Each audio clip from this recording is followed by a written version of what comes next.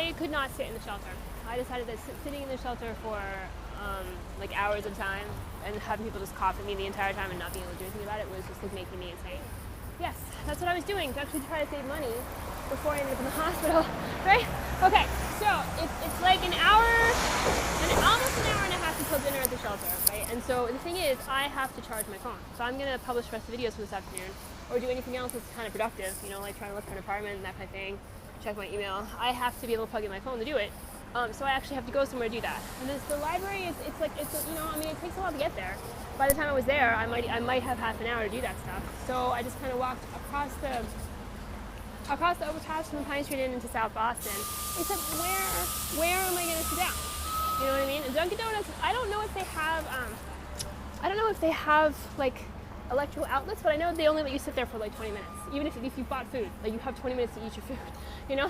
Which, I mean, I guess I can kind of understand it because, you know, it's always been kind of like places that sell food that's not very expensive. You get the person who walks in and has like $1 or a couple of dollars, and then they sit there all day, right? I mean, you know, but I still think you should deal with that stuff by just asking them to politely leave and then call the police if you need to. It's really awful to have these signs up saying like, oh, you know, you got to leave in 20 minutes, even if you're a customer, right?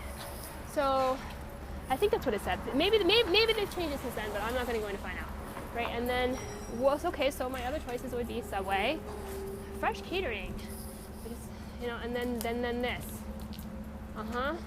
Yeah, you know, I really don't feel particularly enthusiastic about that. Well, you know, and then of course Starbucks actually, it was the last straw for me with going into Starbucks a while ago.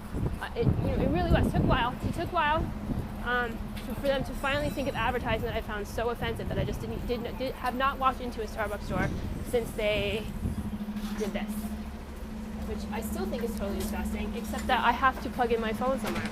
You know, I mean, this is what it means. This is what it means to be broke. You know, all of your options are bad options. And of course, with all the propaganda that's happening about me, look at Verizon. With all the propaganda that's happening about me all the time, I can't. I can only make incremental progress, if any progress at all. You know, and it's just a deliberate effort is being made to just ruin my life. And it's working. It's been working for a long time. You know, I'm going to go in here, people are going to see me here, they're going to talk about me.